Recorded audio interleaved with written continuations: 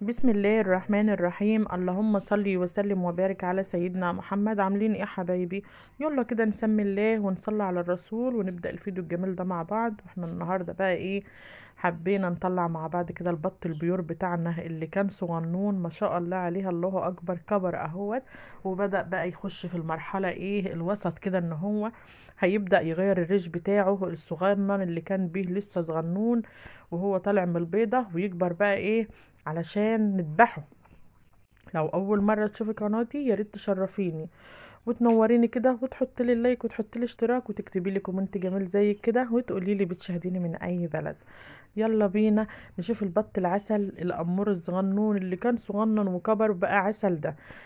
طبعا انا عايزه اعرفك حاجه، انت لو حابه تجيبي البط البيور وعمرك ما ربطيه هاتيه وانت مغمضه. الله اكبر عليه، البط ده جميل جدا يا جماعه، حلو قوي ونوعه كويس جدا وبيكبر معاكي بسرعة، مش بياخد وقت. يعني البط ده لو جبتيه في العمر ده، في العمر بتاعه ان البطة كده او اقل شوية، شهرين وتذبحي منه. اكليه، اكل البط كده. كنت بوري لكم المكان اللي هو فيه كان بقى ايه، خلاص صغر عليه وبقى ضيق عليه، والبط بدأ يكبر معانا وعايز مكان واسع بقى عشان ياخد راحته. وكانوا بصي مخليين الدنيا نيلة، كنت بعمل لهم يوم ويوم انضف لهم، مخليين المكان بصراحة عشان المكان ضيق مخليينه وحش قوي. فانا قلت ايه بقى، خلاص ابو علي الله يصلح حاله عمل لي سلك للبياتة فوق. قلت بقى ايه علشان الفراخ ما تخشش عندهم، لان اي طيرة عندك صغيرة او وسط لازم تعزليها عن الفراخ اللي بتبيض او اي فراخ عندك او اي بط كبير علشان بيضربوهم ويموتوهم.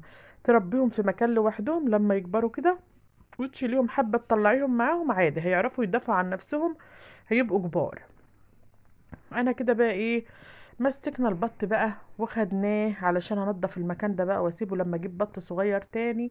انا بحضن في المكان ده واشيل بقى لما يكبر شوية زي ده كده، اشيل احط فوق في البياتة اللي فوق دي الكبيرة دي، وارد بعد كده اطلعه يا على السطح يا مع الفراخ اللي بتبيض. كده بقى كنا احنا عملنا السلك زي ما قلت لكم للبياتة، وخدنا البط كده وطلعنا نحطه فوق عند الايه، عند الفراخ بتاعتنا، بس في مكان لوحده. كنت انا حاطه لهم بقى قش كده في الخزانة علشان افرده تحتهم. عندك انت مثلا تبن، عندك قش بيبقى فيه قش زي ده كده، الناس مقطعينه وبيعبوه كده زي التبن في شكاير، لو عندك منه حط لهم. اي حاجه موجوده عندك، ما عندكيش الحاجات دي خالص افرشي لهم قماش وشيليه كل يوم اغسليه، او يوم ويوم نضفيه وحطي غيره. المهم تكون المكان تحتهم نظيف ودافي علشان ما يموتوش منك. وما شاء الله عليهم بيكبروا بسرعة وبيجوا معاكي في اسرع وقت. البط ده هاتيه وعلى ضمانتي، انا اول مرة اجيبه من البيضة صغير كده بس ما شاء الله عليه، حاسة كده ان هو هيشيل وزن كبير اكتر من اللي كنت جايباه قبل كده من السوق كمان. لان ده انا جايباه من محل من عند الراجل اللي بيبيع فراخ بيضة وبيبيع بط وبيبيع بط مسكوفي وبيبيع بط بغالي وبيبيع انواع البط، فانا جبته منهم. نوع الاكل بتاعهم بقى احنا خلاص شلنا بقى المرحلة بتاعت الايه العليقة الصغيرة، العلف الصغير، وجبنا بقى العليقة التسمين بتاعتنا اللي احنا معودين عليها ايه، بطنا النور والبركة. انت بتجيبي حاجة تانية هاتي، بس انا معوده بطي وفراخي على النور والبركه. كده بقى كان البط بتاعنا خلاص قرب على الاكل وجه علشان ياكل و... وكان جعان، كان البط جعان وايه وعايز ميه. فانا هاخد السقايه بتاعتهم دلوقتي، برضو السقايه بتاعتهم مش كبيره، هاخدها اغسلها وهكبر لهم السقايه بتاعتهم شويه عشان هم كبروا برضو ما عادوش عايزين السقايه الصغيره دي.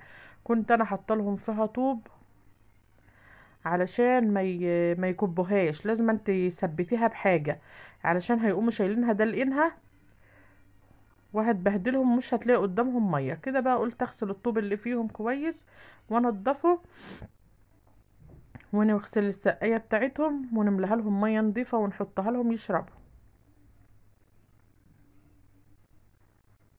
هات البط ده وما تتردديش ثانية. البط ده لو اكلتيه على شهرين 2 هتذبحي منه احلى بط. حباه ناشف اذبحي على شهرين ونص 3 شهور، هيبقى معاكي جميل جدا، مرحلته حلوة وبيجي معاكي وبيكبر معاكي. وما تظلميش نفسك في التربية، هاتي 10 هاتي 8. لو جبت اكتر من كده هيظلمك في الاكل. عايزة ان انت مثلا جنب المصاريف كده هاتي 10 ما تكتريش. انا كنت جايبة 10 بس ايه مات 2 فاضل 8 حلوين قوي. هجيب بقى باذن الله على ما يخشوا في مرحلة السوا كده ان هم يساووا نص تسوية كده، وهبدأ اجيب تاني علشان يبقوا ورا بعض كده. بقى كانوا عطشانين وجايين على الاكل كده. بحب انا قوي تربية الطيور، وبحب البط الصغير ده، بعشقه كده، واقعد اتفرج عليه وهو بياكل وايه وبيشرب في المية كده. لازم انا اقعد اتفرج عليه. يا رب الفيديو يعجبكم وتكونوا بتستفادوا منه. وهات البط وجربيه وما تتردديش فيه، حتى لو عندك في البلكونة وحابة تربيه هتربيه. بس زي ما قلتلك ما تكتريش. اشوفكم فيديو جديد، باي باي.